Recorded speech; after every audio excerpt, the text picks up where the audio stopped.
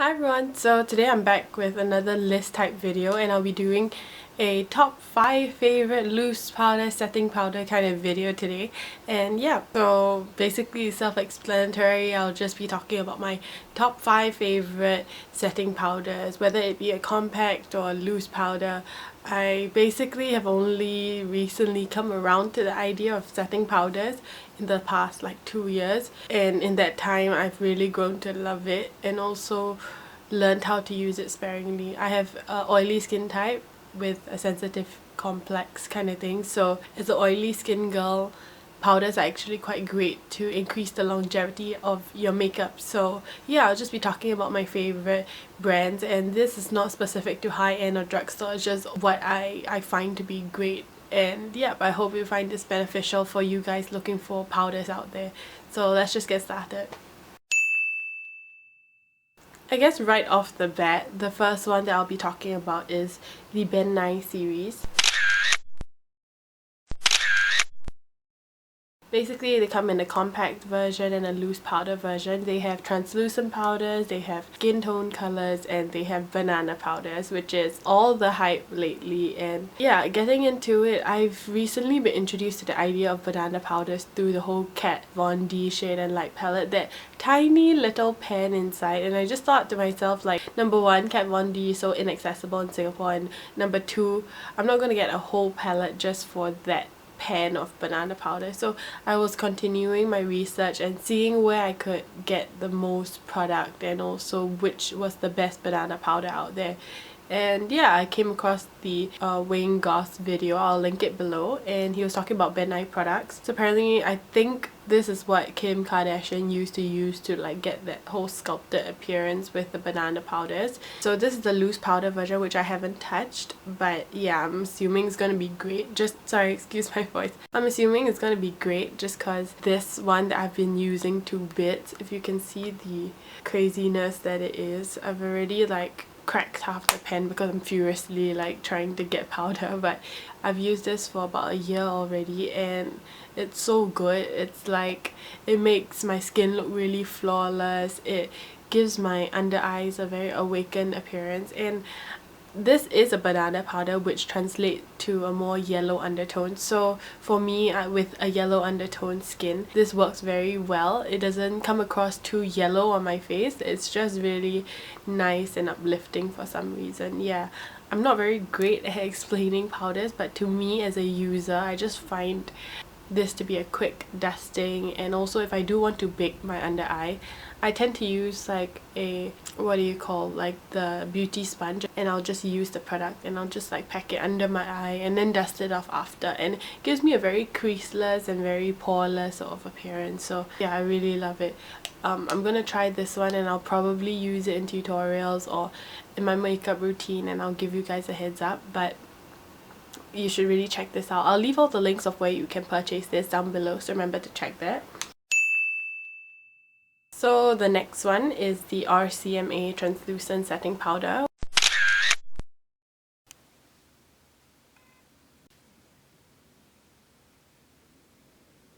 which was a recent hype created by Kathleen Lights. And yeah, it's really good. I'm not one for translucent powders just because I always feel like they give me a slight white cast, but yeah, having come around to the idea and use it sparingly, not similar to using a full coverage setting powder. So many people like to get those in the drugstore with a skin colored finish. Those have pigment and those give coverage, but this is a translucent powder and does not do that. It just sets the vital areas in your skin base of whatever you have applied. So like today, I've already applied a full face of makeup, and I've done a tutorial on this. I'll link it down below as well. But anyways, if I wanted to set my face, this will be uninterrupted and there will be no coverage, and it will just mattify the skin. So that's what a translucent powder does, and this does it perfectly. It's so finely milled. It's just so translucent. It comes across a little like powdery and dusty because it's pretty hard to use with the packaging. What I do is I sort of like shake it up and I let it gather in the cap, and then I take my brush and swirl it around, or I use another compact like maybe the Rimmel powders, and I use the cap and I dust it around. So I use like a little bit of product, but I pack my brush with a lot of powder, dust it off, and then just briefly dust my face in the T-zone. So that's how I use this, and I really like it. I like how it just mattifies the skin and does not interrupt the base that it is. And in the same vein, I have the Mercier translucent setting powder, and this is incredibly hyped on YouTube by bloggers alike and YouTubers alike. So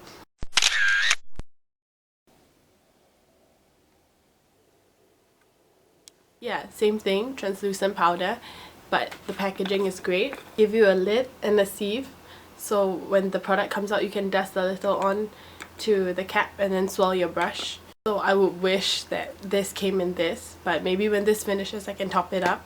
Essentially it does the same thing. However, I find that this Mercier has a slight brightening effect to it, if that makes sense. Like the Hourglass ambient lighting powders give you a very like soft lit glow, and for some reason this gives me a very slight glow, not too much. So if I had to compare these two side by side in a, you know, in a showdown kind of thing, you wouldn't truly be able to tell the difference, but for a person that loves makeup and looks up close, I can tell that this gives me a slight radiance compared to this, and this is just full on matte.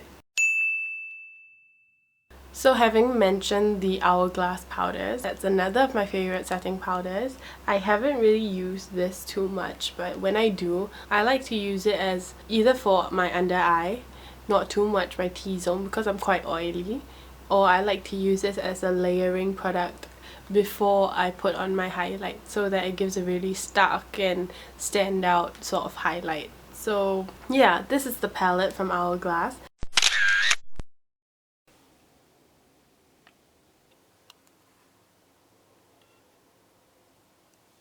It's called the Ambient Lighting Palette in dim light, incandescent light, and radiant light. So you can see it kind of gives a different spectrum of powder. So basically for my sort of skin tone, what I like to do with the rest of the powders that don't really match me as a setting powder is that I will use it as a contour, and then I put my contour above, or I'll dust this above my contour so it gives me more radiance. So it's very versatile, and you can use these as setting powders, more so the middle one, but these powders are meant to be used as a layering product amongst the rest of their products. So I have their highlight with this, and they're so finely milled that they build upon each other in a very soft manner, and it isn't stark. You can't really see it on your skin, which is quite amazing. And so yeah, as I was saying, they layer very well with their other products and also with other stark highlights, so like the Becca Shimmering Skin Perfector,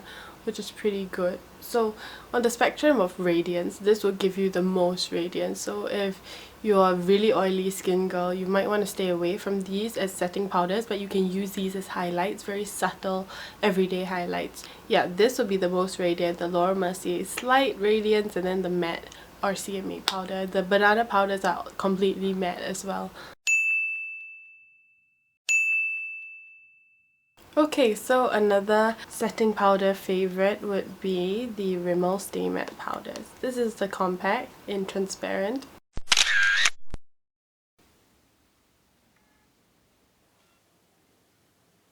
I don't find this to be too translucent. It has a little coverage of a skin tone finish, and this would be their loose silky face powder.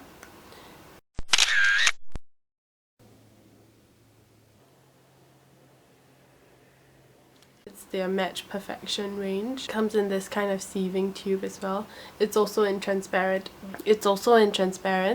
So yeah, likewise you dust it onto the cap, you swirl it around and dust it on your face. I find these, however, not to be as finely milled as the rest, as hard as it is to believe. Like every powder should be finely milled, but this kind of requires a little blending. For the rest, if you just dust it on your face, it actually gives you a very even canvas right off the bat. But for this, you sort of have to dust it and then blend it away, because some areas catch more on certain areas rather than just gliding on the face smoothly. So yeah, that's what you get for drugstore products essentially, but these are my favorites and they're quite easy to use. You can use like a damp sponge and just pack it on. You can just bake, you know, using a fluffy brush, just, you know, dusting your face and then just dusting it off. So these are give also a matte finish. There's no radiance in it, or at least on my skin there's no shimmer, no nothing.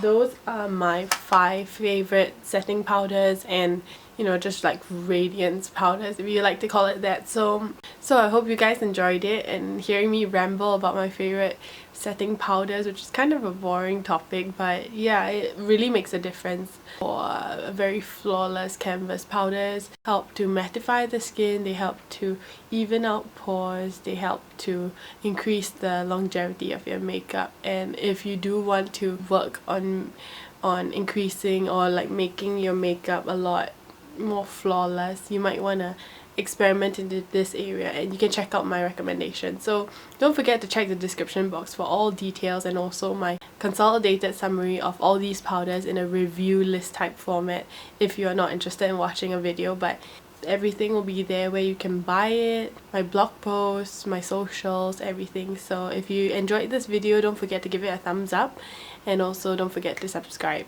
I'll see you guys in the next one. Bye!